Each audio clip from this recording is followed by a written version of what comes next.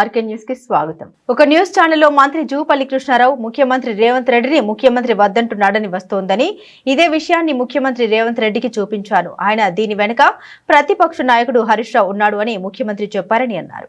నాగర్ కర్నూలు జిల్లా కొల్లాపూర్ పట్టణంలో రత్నగిరి ఫౌండేషన్ ఆధ్వర్యంలో విద్యార్థులకు మానసిక స్థైర్యాన్ని పెంపొందించేందుకు ప్రేరణ సదస్సు నిర్వహించారు. ఈ కార్యక్రమంలో మోటివేషనల్ స్పీకర్ కశ్యప్, మంత్రి జూపల్లి కృష్ణారావు, కలెక్టర్ భాదవత్ సంతోష్ పాల్గొన్నారు. ఈ సందర్భంగా మంత్రి జూపల్లి కృష్ణారావు మాట్లాడారు. ఉమ్మడి పాలమూరు జిల్లాలో కృష్ణానదిలో జూరాల జలాశయంలో నీరు లేని కారణంగా కర్ణాటక ప్రభుత్వాన్ని ఒప్పించి 4 టీఎంసీల నీరు తీసుకొస్తున్నామని, కానీ ఒక న్యూస్ ఛానల్లో మంత్రి జూపల్లి కృష్ణారావు ముఖ్యమంత్రి రేవంత్ రెడ్డిని ముఖ్యమంత్రి వద్దంటున్నాడని వస్తుందని, ఇదే విషయాన్ని ముఖ్యమంత్రి రేవంత్ రెడ్డికి చూపించాను. ఆయన దీని వెనుక ప్రభుత్వాన్ని ఇబ్బంది పెట్టడానికి ప్రతిపక్ష నాయకుడు హరీష్ రావు ఉన్నాడు అని ముఖ్యమంత్రి చెప్పారని అన్నారు.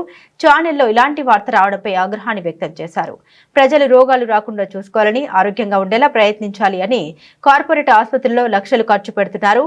పుష్ప 2 సినిమా తొక్కిసలాటలో చనిపోయినట్లుగా కార్పొరేట్ ఆసుపత్రుల్లో లక్షల మంది చనిపోతున్నారని అన్నారు. అనంతరం లబ్ధిదారులకు కళ్యాణ లక్ష్మి, షాదీ మొబైల్ చెక్కులను పంపిణీ చేశారు.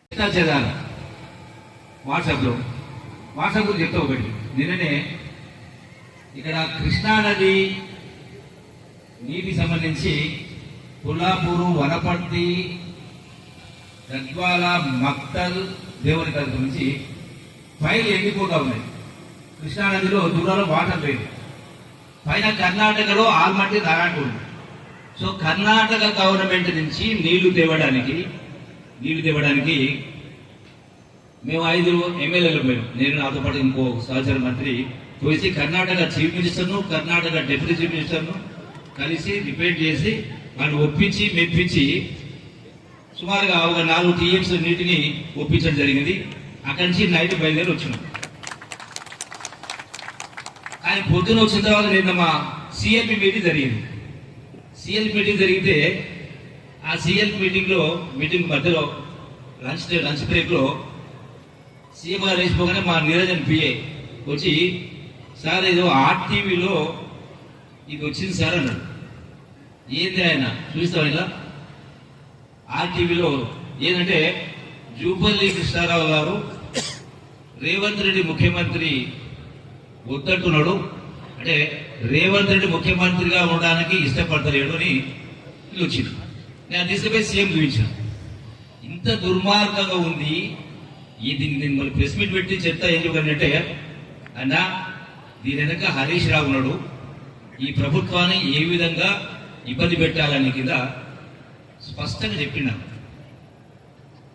అంటే ఏమొస్తున్నాయి వాట్సాప్లలో అంటే నేను ఉదాహరణ చెప్పి ఇప్పటి 100,000 అంటే చెత్త చెదారం, పనికొచ్చేది పనికిరాంది రకరకాల, అంటే మొత్తం కలుషితమైంది.